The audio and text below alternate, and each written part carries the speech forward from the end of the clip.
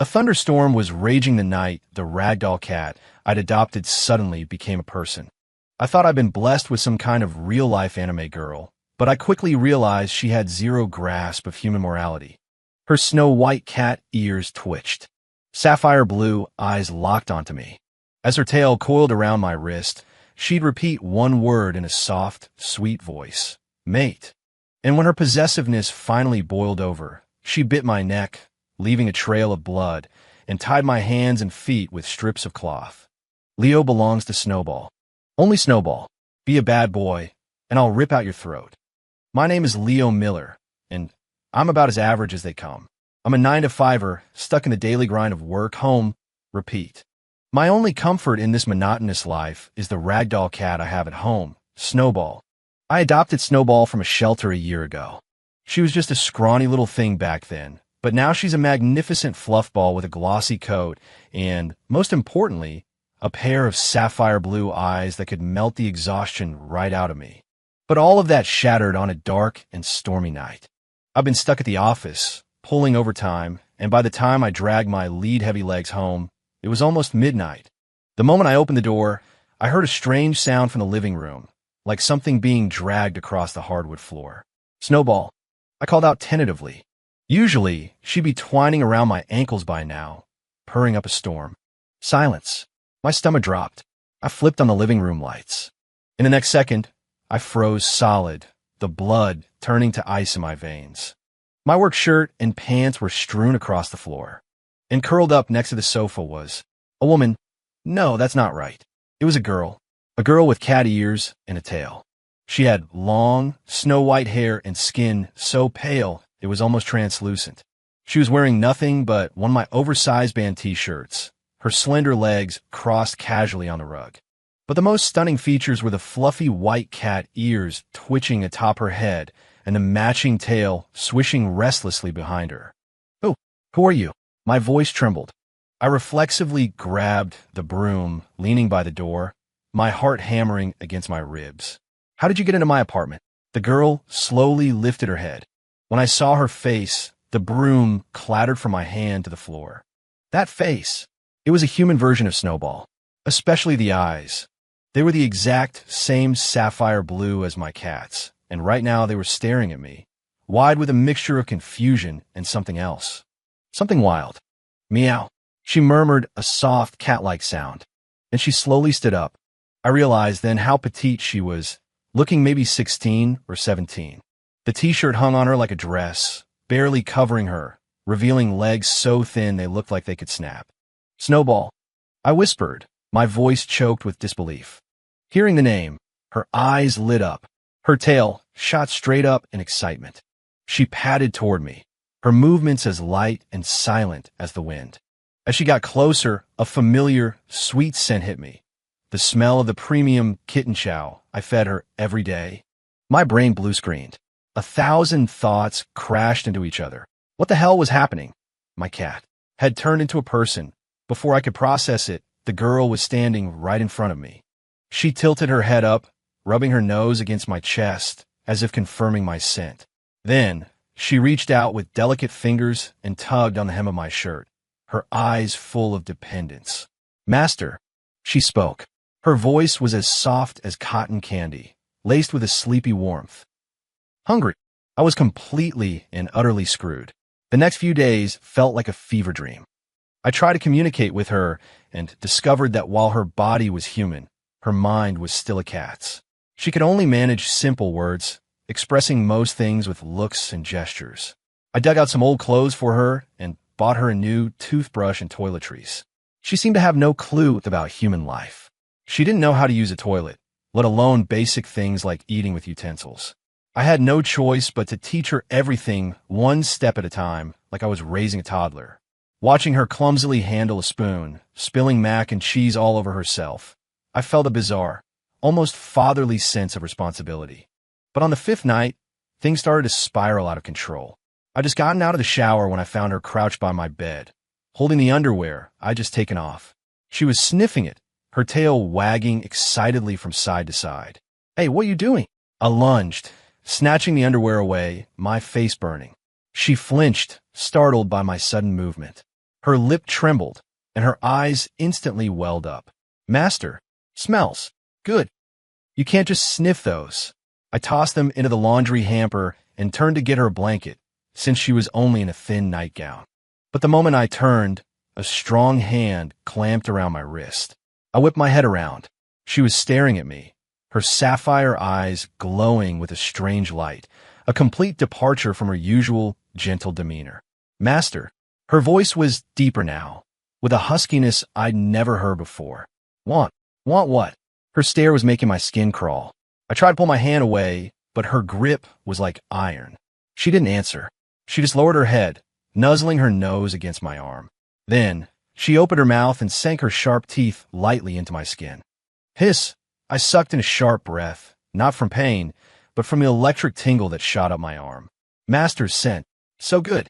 She looked up, her gaze hazy, almost drunk. Want more? Before I could react, she yanked me off balance, and I fell backward onto the bed. I hit the mattress with a soft thud. She was on top of me in a flash, straddling my hips, her soft body pressing down on mine. What are you? Get off me. I panicked, my hands pushing against her shoulders, trying to shove her away. But she clung to me like an octopus, her cat ears perked in excitement, her tail coiling around my calf. Master, mate, she whispered into my ear, her breath warm and sweet, but the words she used made my blood run cold. Are you crazy? I'm your owner, not your. My words were cut off as her lips crashed onto mine. It was a kiss that tasted of sweet milk, but felt like a hostile takeover. Her tongue pried my lips apart, exploring my mouth with an undeniable, demanding force. My mind was chaos. Every rational thought screamed at me to push her away, but my body felt bewitched, unable to move. Her body was soft and warm, and her unique, milky scent was an assault on my senses. Just as I was about to lose myself, she broke the kiss and trailed down my neck, her sharp teeth nibbling at my skin, leaving a trail of raw, red marks. Don't! Snowball! Stop! I managed to gasp, my voice trembling in a way I didn't recognize. She either didn't hear me or didn't care. Her hands were already at my waistband. The cool touch of her fingertips against my skin sent a shiver through me. I grabbed her wrists, trying to pull her away with all my strength. Let go! I growled, my voice a mix of anger and a desperate panic I couldn't hide. My shout seemed to startle her. She froze, lifting her head to look at me. Her sapphire eyes were brimming with tears, her tail drooping sadly. Master, doesn't like it? She asked, her voice cracking. Snowball, just want to be with Master, forever and ever. Seeing her like that, my resolve crumbled. She was, after all, the cat I'd cherished. Maybe she just didn't understand human rules. She didn't know what this meant. Snowball, listen to me, I said, softening my tone, trying to sound gentle. We can't do this. Before I could finish, she lunged, sinking her teeth deep into the side of my neck. The sharp, sudden pain made me cry out. She pulled back, her eyes flashing with an almost feral possessiveness. Master is mine. Only mine, she snarled, like an animal whose territory had been invaded. If Master isn't a good boy, Snowball will. We'll bite through his throat and keep him with me forever. Her sudden violence and the look in her eyes terrified me. This wasn't the sweet Snowball I knew. Her eyes were filled with a wild, obsessive mania. I started to say, but my body felt heavy, my eyelids like lead. Go to sleep, Master, she purred, her tongue gently licking the wound on my neck. Her voice was soft and sweet again. When you wake up, you'll be with Snowball forever. In the last moment of consciousness, I saw her tail swaying excitedly behind her, like a viper waiting for its prey to fall into the trap. When I woke up, it was noon the next day. Sunlight streamed through the gaps in the blinds, casting stripes of light on the floor. I was tied to the bed. My wrists and ankles were bound with soft strips of fabric, not tight enough to hurt, but enough to keep me from moving. Snowball was sitting on the rug by the bed, calmly brushing her long, white hair. Hearing me stir, she looked up, a sweet smile spreading across her face. Master's awake. She hopped up and bounced over to the bed, leaning in close. Hungry? Snowball made breakfast for Master. I looked at her innocent face, and a chill ran down my spine. Last night wasn't a dream. My cat had turned into a dangerously obsessed girl who now saw me as her property. Snowball, untie me, I said, keeping my voice as calm as I could. No, she pouted, shaking her head, her tail flicking in annoyance. If I untie you, Master will run away. Snowball doesn't want Master to leave. I'm not going to run, I said, taking a deep breath, try to reason with her. I'm your owner. Why would I leave you? Really? Her eyes lit up, and she seemed to waver. Really? I nodded, forcing a smile. So, can you untie me, please? This is really uncomfortable. She tilted her head, thinking for a moment, then shook it again. No, Master lied to Snowball before. Last time, Master said he'd take Snowball to the park, but he went to work instead. I was speechless. That was last week. I had promised to take her, as a cat, to the park on Saturday, but my boss had called me in for an emergency project. I had broken my promise. At the time, she just meowed sadly. I never imagined she'd hold a grudge. That was a special situation. There are no special situations, she snapped, her eyes turning manic again. Master just wants to leave Snowball. Does Master hate Snowball now? I don't. Then why won't you mate with Snowball? She cut me off, her eyes boring into mine. All the other kitties get close to their masters like this. Snowball wants to be closer to Master, too. I was at a loss. How was I supposed to explain human ethics and social rules to a girl whose brain was still wired like a cat's? With different species. I started, struggling for words. We are not, she shot back instantly. Snowball is just like Master now. I have hands and feet. Snowball can be with Master like a human. As she spoke, she started pulling at her own clothes. The oversized t-shirt slid to the floor, revealing her slender, pale body. My eyes went wide. I squeezed them shut. What are you doing? Put your clothes on. Does Master not like to look? Her voice was laced with hurt. Is Snowball's body not pretty? It's not about being pretty. My face was on fire, my heart pounding. You're a girl. You can't just take your clothes off in front of people. It's a rule. What's a rule? She asked curiously. Is it more important than Master? I didn't get to answer before I felt the comforter being pulled away. A moment later, a soft body pressed against mine. If Master doesn't want to look, then Snowball will just kiss Master. Her voice was a warm whisper in my ear. I could feel her soft skin against mine. My resolve shattered. I snapped my eyes open and saw her leaning down to kiss me. Get away from me. I roared, thrashing with all my might. The bed frame groaned, and the fabric ties dug painfully into my wrists. But she didn't seem to notice, stubbornly pressing her lips toward mine. Just as her lips were about to touch mine, there was a knock at the door. Knock, knock, knock. Leo, you home? It's Mrs. Gable from next door. You didn't go to work yesterday, did you? An Amazon package for you got left with me, so I thought I'd bring it over. Mrs. Gable's voice was like a thunderclap in the apartment. Snowball froze, her eyes darting toward the door in alarm. Her ears and tail stood on end like a startled cat. Don't make a sound, she hissed at me, her eyes filled with suspicion and hostility. Don't let anyone in. Master belongs to Snowball. An idea sparked in my mind. This was my chance. Mrs. Gable, I'm here, I shouted. I'm not feeling well, just lying in bed. Could you just leave the package by the door? Thanks so much. Oh, of course, honey. Mrs. Gable sounded concerned. Are you okay? Do you need me to call a doctor? No, I said quickly. Just a cold. I'll be fine after some rest. Thanks again, Mrs. Gable. All right then. You take care of yourself. Holler if you need anything. As I heard Mrs. Gable's footsteps fade away, Snowball let out a breath of relief, but her gaze turned dark and accusing. Why did Master call to her? She asked, her voice chillingly low. Does Master want someone to take Snowball away? No, I explained quickly. It was just a package. Nothing else. I don't believe you. She lunged, her hands closing around my throat, her eyes wild with fury. Master wants to leave me. I knew it. The world started to go dark as my lungs screamed for air. My vision blurred. Just as I thought I was about to die, she released her grip. Cough, cough, cough. I choked, gulping down air greedily. She was crouched by the bed, hugging her knees, her shoulders shaking with silent sobs. Why? Why doesn't Master understand? She choked out. Snowball just wants to be with Master forever. Why won't you let me? Seeing her so pitiful and yet so terrifying, I felt a storm of conflicting emotions. I didn't know whether to hate her or pity her. Maybe from the moment she became human, this was all inevitable. Our simple owner-pet relationship was gone forever. Snowball, I said, catching my breath. Untie me first. We need to talk, okay? She looked up, her eyes wet with tears. Master won't lie to me. I won't lie. I nodded. She hesitated, then slowly stood up and untied the strips of fabric around my wrists. But she left my ankles bound. Can't untie the feet, she whispered. What if Master still tries to run? I sighed in resignation. Fine. Hands were better than nothing.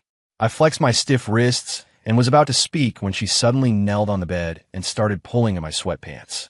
What are you doing? I yelped, trying to push her hand away. Master and Snowball didn't mate yesterday, she said, looking up at me, her expression a mix of hurt and stubbornness. We'll do it now. I said no. My temper flared. Snowball, will you please just listen to me? We're not animals. We can't just. But Snowball wants to have babies for Master, she interrupted, her eyes shining with a strange, dreamy light. Just like the neighbor's calico cat. I'll have lots and lots of kittens from Master, so Master won't be lonely anymore. Her words left me stunned into silence. Her logic was completely feline. Trying to reason with her was like talking to a brick wall. I don't need kids, I said, taking a deep breath to calm myself. And besides, we can't have kids. Why? She asked, genuinely curious. Is Snowball not pretty enough? No. I felt a headache coming on. It has nothing to do with being pretty. Then Master doesn't like Snowball anymore, she suddenly screeched, tears welling up again. Master must have another cat outside. Is it that orange cat from downstairs? I knew he looked at Master funny. I had to fight the urge to laugh hysterically. The orange cat downstairs was a tomcat I'd seen maybe twice. No, I don't have another cat, I explained patiently. Then why won't Master mate with Snowball?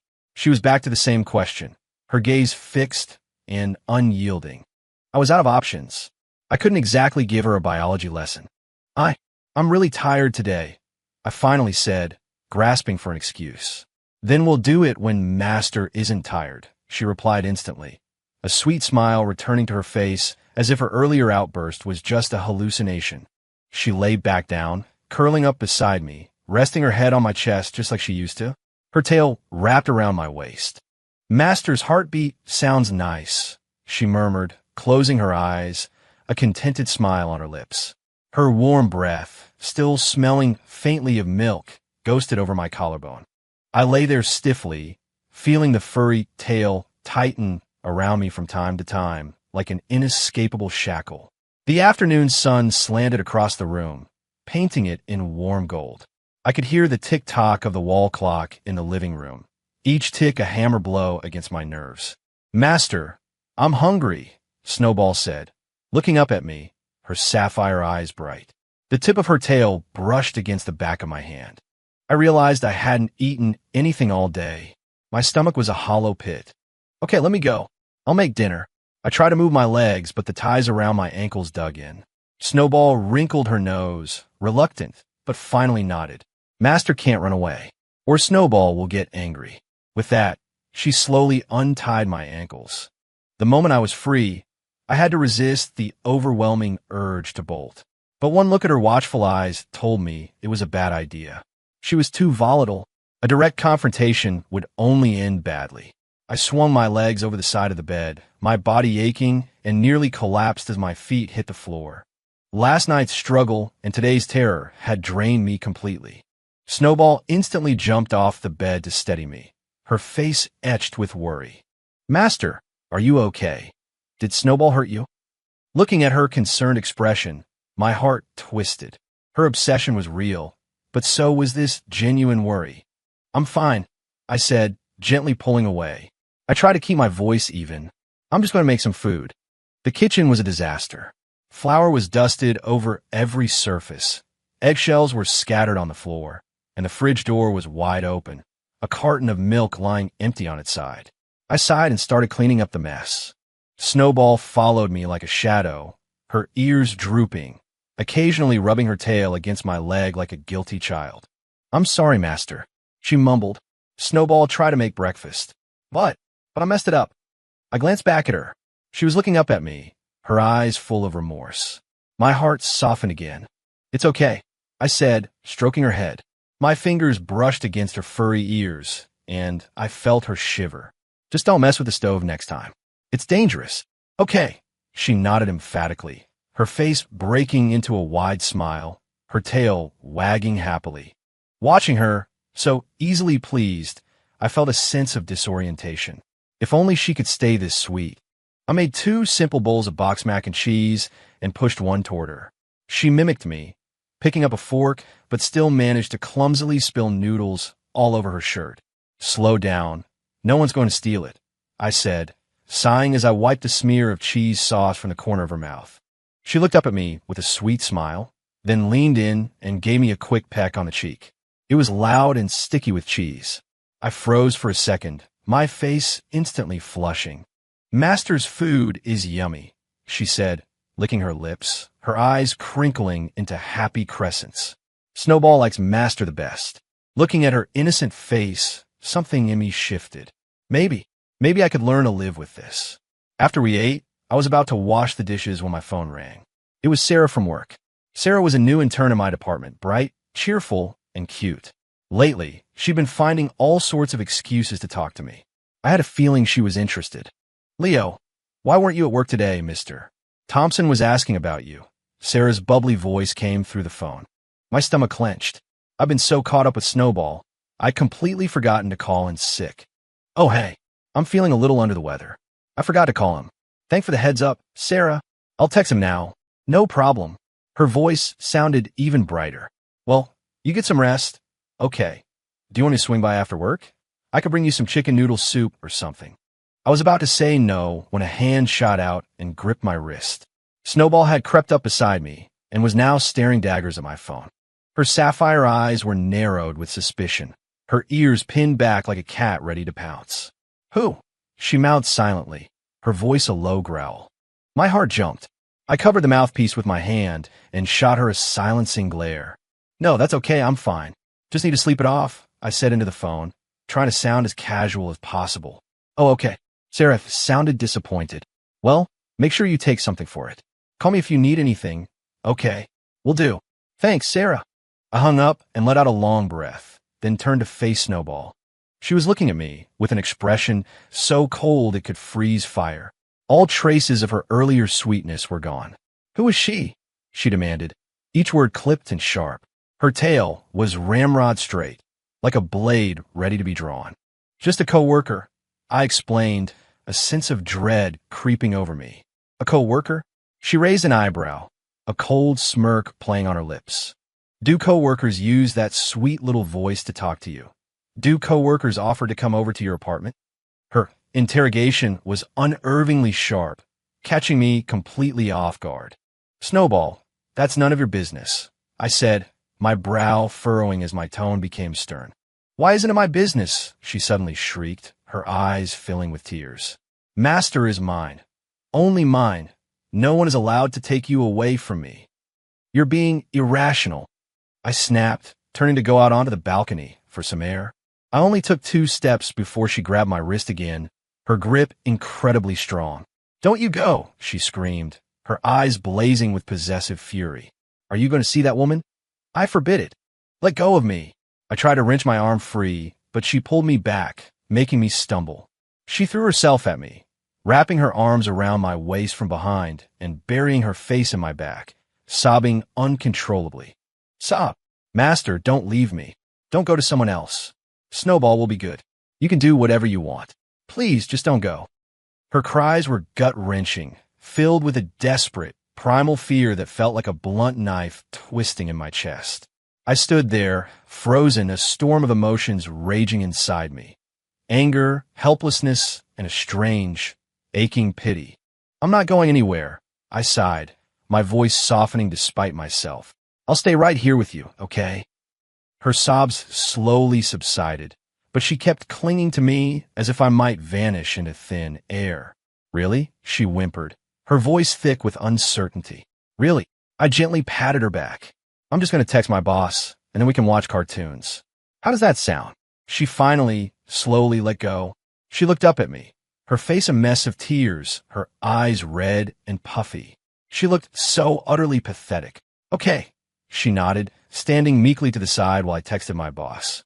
After sending a message, I turned to get her a tissue, but I stopped when I saw the look on her face. It was a bizarre cocktail of dependence, fear, and calculation. My stomach lurched. Before I could say anything, she launched herself into my arms, stood on her tiptoes, and kissed me. This kiss was different.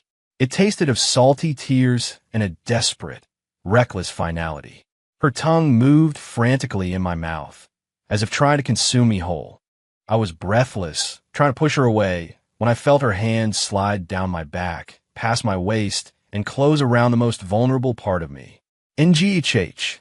A strangled gasp escaped my lips as all the blood in my body rushed to my head. Her hand was cold, her grip unyielding. I could feel her fingers trembling, her whole body tense. Snowball, what the hell are you doing? Let go. I shove her away, my voice filled with shock and rage. She stumbled backward and fell to the floor. When she looked up, the tears were gone, replaced by a wild, terrifying determination. Master is mine, she said, her voice hoarse but firm. No one can take him away. I'm going to make Master completely mine, so he can never, ever leave me. With that, she sprang up like a panther and tackled me to the ground. This time, she was unbelievably strong. I couldn't fight back. Her hands pinned my shoulders to the floor, her knee pressing into my stomach, immobilizing me. Snowball, snap out of it. I yelled, trying to break through to her. But it was like she couldn't hear me.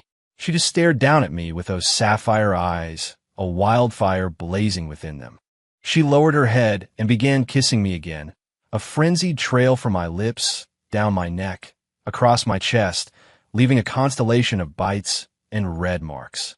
Her hands were busy, expertly unbuckling my belt. No, Snowball, don't do this. I begged, a raw fear I didn't recognize in my own voice. She paused, looking down at me.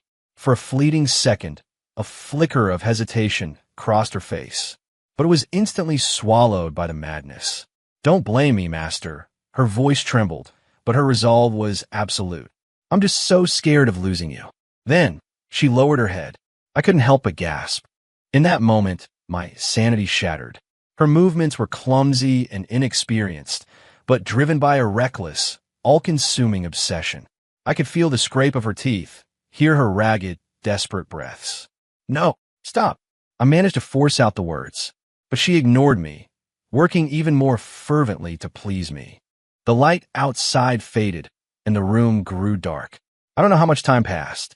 My mind went fuzzy, my body feeling as if it had been drained of all life, limp and useless. She finally stopped, lifting her head to look at me, a gleam of moisture at the corner of her lips. In the dim light, her sapphire eyes shone with a triumphant, alien glow. Now, Master belongs to Snowball, she whispered, her voice laced with satisfaction and a faint, underlying exhaustion. He'll never, ever leave me. She curled up beside me, like a lazy cat, her tail wrapping gently around my leg. I stared blankly at the ceiling, my mind a hollow void. The physical exhaustion and mental violation crashed over me, and I felt the stinging urge to cry. In the darkness, I could hear her steady breathing, feel the occasional twitch of her tail. After a long while, she stirred, lifting her head to press a soft kiss to my chest. Master, please don't be mad, okay? Her voice was a careful, tentative plea. Snowball will be good from now on. I'll never make Master angry again. I didn't answer. I just closed my eyes as a single, hot tear slid down my temple. The next morning, I woke to the harsh glare of sunlight. My entire body felt like it had been put through a meat grinder. My back and legs ached with a deep, throbbing pain. The space beside me was empty. Snowball was gone. I struggled to sit up. Noticing the comforter was tucked around me, my pants put back on. The apartment was silent except for the chirping of birds outside. I sat there for a moment, a storm of emotions churning inside me. Last night felt like a surreal nightmare, but the bruises on my skin and the profound ache in my bones were undeniable proof that it had all been real. I took a deep breath, swung my legs out of bed, and nearly crumpled to the floor. Just then, the bedroom door opened. Snowball walked in carrying a tray with a glass of milk and a plate of toast. She was wearing the new sundress I bought her, the white lace making her look almost angelic, if you ignored the possessive fire that still burned in her eyes. Master's awake. She smiled sweetly and trotted over, placing the tray on the nightstand. Snowball made breakfast. I just looked at her, saying nothing. My coldness seemed to reach her. Her smile faded, and her ears drooped.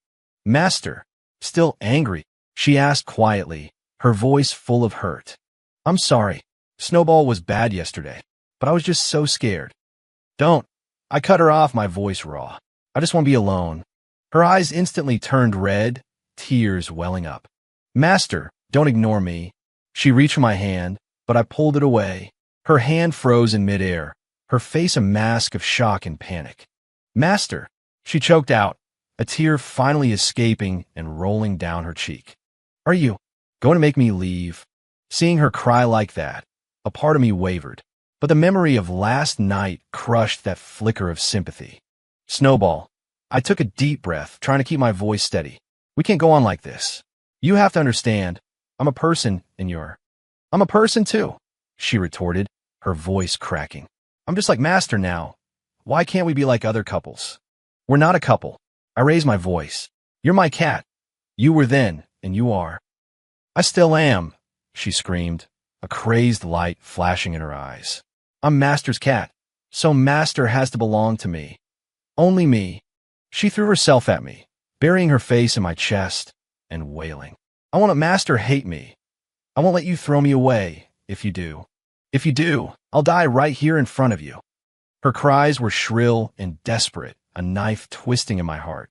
I stood there, rigid, completely at a loss. And then my phone rang. It was Sarah again. Snowball's crying stopped instantly. She snapped her head up, her eyes narrowing with a feral hostility. Is it that woman again? She hissed. I didn't answer, just tried to push her away to get my phone. But her grip tightened, her nails digging into my skin. Don't answer it, she snarled. You're not allowed to talk to her. The ringtone blared on, stubbornly filling the quiet room. Snowball grew more agitated, her breathing becoming ragged. What does she want? She shrieked, her eyes bloodshot. Is she trying to steal my master? I'll kill her. I'll kill her. She suddenly let go of me and bolted for the front door. Snowball, what are you doing? I scrambled after her, horrified.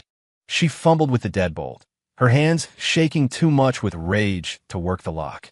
Let me go. I'm going to kill her, she screamed, throwing her body against the door. Calm down, Snowball. I grabbed her from behind, pulling her back. She thrashed in my arms like a cornered animal. Let me go. I'll kill her. She wants to take my master. I'll kill her. Her nails raked down my arm, drawing blood, but I didn't dare let go, terrified of what she might do. The ringing finally stopped. Snowball's struggling weakened, and she went limp in my arms, collapsing into hysterical sobs. Sob, Master, don't leave me, please. Her voice was muffled and pathetic. You're all I have. If you don't want me, there's no reason for me to be alive. I held her, feeling completely drained. The cuts on my arm burned, but the ache in my chest was worse. What was I supposed to do? Just then my phone screen lit up. A text from Sarah. Leo, are you okay? You're not picking up. I was worried, so I'm downstairs. Is it a bad time to drop this off? My blood ran cold. Sarah was here, and in my arms, Snowball had clearly seen a message on the screen. Her crying stopped. Her body went rigid. Then, she slowly lifted her head. Her sapphire blue eyes were glittering with a coldness I had never seen before. A coldness that looked like pure, unadulterated, murderous intent. She's here. Snowball's voice was a low, guttural whisper, like a demonic growl. She dared to come. She shoved me away, her gaze fixed on the front door.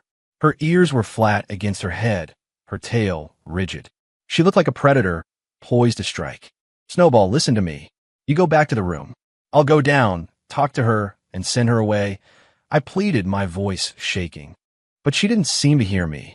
She was already walking toward the door, one slow, deliberate step at a time. Anyone who tries to take my master has to pay the price. Her voice dropped lower, the killing intent in her eyes growing stronger with every step. I watched her back, and a deep, primal fear shot up from the soles of my feet to the top of my head. I knew this was about to get very, very bad. Snowball's hand was on the doorknob, her knuckles white from the force of her grip. The sound of her bumping against the door must have carried, because I heard Sarah's muffled, confused voice from the hallway. "Leo, are you in there?" That voice was the lit match to the gasoline. Snowball whipped her head around to glare at me, her blue irises webbed with red. "You hear that? She dares to say your name." I lunged and grabbed her wrist. Her skin was shockingly cold. "Snowball, this is your last warning. Go to your room." My voice was trembling with a mix of fury and fear. She let out a sharp, brittle laugh that sounded like scraping glass. "Are you protecting her, master, like a dog protecting a bone that doesn't even belong to him?" Her tail shot up, every hair standing on end. "Well, I won't allow it." She bent down and sank her teeth into my forearm, harder than ever before. The sharp tang of blood filled my mouth. I cried out, and my grip loosened for a split second. It was all she needed. She twisted the knob and threw the door open. Sunlight flooded the doorway, silhouetting Sarah's stunned figure. She was holding a thermos, her expression freezing as she took in the scene. Me, disheveled and bleeding from the arm, and standing before me, a wild-eyed girl with white hair, her cat ears, and tail fully visible. "Leo, who is—" Sarah's voice quivered. Snowball moved between us like a territorial wolf, her fingernails seeming to elongate as she pressed the sharp tips against Sarah's throat. "Get out," she hissed. "Snowball," I yelled, trying to pull her back, but she threw me off with surprising strength. I slammed against the wall, my vision momentarily swimming with black spots. Sarah was pale with terror. The thermos fell from her hands, crashing to the floor and spilling chicken soup everywhere. "I'm sorry, I'm leaving now." She turned to run, but Snowball grabbed a handful of her hair, yanking her back. "Trying to run?" Snowball's smile was cruel. Thieves who try to steal what isn't theirs should have their nails pulled out, one by one. "Stop it." I grabbed the fallen thermos and hurled it in her direction. I didn't aim to hit her, but the loud clang was enough to make her flinch and release her grip. Sarah scrambled away, her heels clattering down the stairs in a panicked rhythm. The door was still open, letting a cold draft billow the curtains. Snowball stood in the middle of the mess, her tail drooping. Suddenly, she crumpled to the floor and started to cry. "Master hit me. For someone else," she wailed, pulling at her own hair, strands of white falling to the floor. "I knew it. You don't want me anymore." I leaned against the wall, clutching my bleeding arm, and watched her bang her head against the floor until a red welt appeared on her forehead. The last thread of my patience snapped. A wave of pure exhaustion washed over me. "Enough," I said, my voice hoarse. She looked up sharply, her face streaked with tears. "Sarah is my coworker. I have no romantic interest in her," I said, each word slow and deliberate, my voice dangerously calm. "I am tired. I don't want to fight with you anymore." I walked over, closed the door, and shot the deadbolt. When I turned back, Snowball was still huddled on the floor, her shoulders shaking. The greasy chicken soup on the hardwood floor mingled with her tears, a portrait of pathetic misery. "Come here." I held out my hand. She hesitated, then slowly crawled over like a puppy that had just been scolded. I led her to the bathroom and dabbed at the cut on her forehead with an antiseptic wipe. She winced but didn't pull away, her tail just barely hooking around my wrist. "Master isn't mad anymore," she whispered. "I'm mad," I said, tossing the wipe into the trash. "But I'm madder at myself. I was mad at myself for not shutting things down with Sarah sooner. Mad that I couldn't find a way to soothe Snowball's deep-seated insecurity, and mad that every time she lost control, a part of me would think, she's just a cat. After cleaning her up, I started bandaging my own arm. Snowball watched me, then reached out, pressed her hand over mine, and licked the edge of the gauze. "When Master got hurt before, Snowball's licks made it better," she said, her voice thick with tears. "Why doesn't it work now?" My heart ached. I pulled her into a hug. Her fuzzy ear brushed against my chin, warm and familiar. "Because now I can feel the pain." That night, for the first time, I was the one who initiated the embrace. She curled up against me like a frightened animal, her tail wrapped tightly around my waist, as if she was afraid I'd disappear if she let go. "No more hurting other people. And no more hurting yourself?" I murmured, stroking her hair. She nodded, burrowing deeper into my chest. and Master isn't allowed to like anyone else. Okay, and you can't talk to other women. I have to go to work, Snowball. She let out a discontented little meow, but didn't argue. The next day at the office, I ran into Sarah in the lobby. Her eyes darted away when she saw me. I walked over to her. I'm so sorry about yesterday. I hope you're okay. Leo, that girl. Was she? She's a distant cousin of mine. I lied. She has some mental health issues. I'll make sure it doesn't happen again. Sarah just nodded, looking like she wanted to say more, but turned and walked away instead. I knew whatever fragile spark might have been between us was now extinguished for good. When I got home, Snowball was waiting for me, perched on the windowsill. The moment she heard the door open, she let out a soft meow and launched herself in my arms, just like she used to when she was a cat. Master didn't talk to that woman today, did he? She asked, looking up at me, her eyes shining. No, I said, scratching behind her ears. I cleared the air with her. We won't be in contact anymore. Her tail started wagging happily, and she planted a kiss on my cheek. Master is the best. After that, Snowball did calm down in her own way. She no longer tried to stop me from leaving the house, and she didn't glare at me when I was on the phone. But her possessiveness was a constant, low hum beneath the surface. When I was at work, she'd hide my button-down shirts and lay out a nerdy cartoon t-shirt for me instead. If I was on a call with a female colleague, she'd sit nearby and sweep her tail across my hand to remind me to hang up. At night, she insisted on using my arm as a pillow. Her tail wrapped around me so tightly it was almost hard to breathe. One night, I came home late from work to find her sitting by the door in the dark, her eyes red. She was clutching the feathered wand I used to play with her with. Did Master not want to come home to Snowball? She asked. I scooped her up into my arms. Her body was cold. Of course I did. But you were gone so long, she mumbled, burying her face in my neck. I thought you ran off with someone else. That night, for the first time, I kissed her. She froze, then responded with a clumsy eagerness, her tail wagging so hard it nearly knocked over the lamp on my nightstand. Does this mean Master likes Snowball? She asked, breathless, her eyes shining like stars. Yeah, I said, stroking her ear. I like you a lot. She squealed with delight, did a happy little dance around the room, and then launched herself back into my arms, rubbing her head against my chin. Snowball likes Master the most, too. Our relationship changed after that. She'd still get jealous if I so much as glanced at a stray cat on the street, and she'd still wrap her tail around my leg if I spoke to a woman for too long. But she was learning. She was learning to channel her all-consuming obsession into a fierce, protective love. She started trying to cook, though it usually ended in a kitchen disaster. She'd have a glass of water ready for me, at the perfect temperature when I got home from work. She'd lie beside me while I read, tracing the words on the page with the tip of her tail. Once I came down with a fever. I drifted in and out of a delirious sleep, vaguely aware of a cool cloth on my forehead. I opened my eyes to see Snowball beside the bed, her own eyes red with worry. Does it hurt, Master? She asked, her voice thick with tears. Snowball will go buy medicine. I grabbed her hand. No, don't. I just need to sleep. She wouldn't listen. She insisted on going. She didn't know her way around and ended up wandering around the neighborhood for half an hour before coming back with a random assortment of items.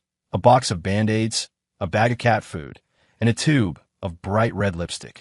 Seeing her nose, red from the cold, I didn't know whether to laugh or cry. I pulled her under the covers with me to warm her up. Don't ever run off like that again. But Master was sick. Having you here is enough. She stared at me. Then her face broke into a radiant smile, and she peppered my face with kisses. Snowball is still the same obsessive, dangerously possessive cat girl. But now, she's learned to express it through love, not just fear and violence. She straightens my tie before I leave for work, has my slippers waiting by the door when I get home, and nuzzles my hand with her tail when I'm upset. She was a bolt of lightning that crashed into my boring life, turning everything upside down, but she also taught me what it truly means to be tethered to someone. Tonight, as she's wrapped around me in bed, I find myself smiling. What's so funny, Master? She mumbles sleepily. Just thinking about what a clingy little cat you are. She snuggles deeper, her voice a sleepy purr. Master is a clingy big cat, too. Moonlight filters through the blinds, illuminating her peaceful, sleeping face. I lean down and kiss her forehead. Good night, my snowball. Her tail gives my wrist a gentle squeeze in response.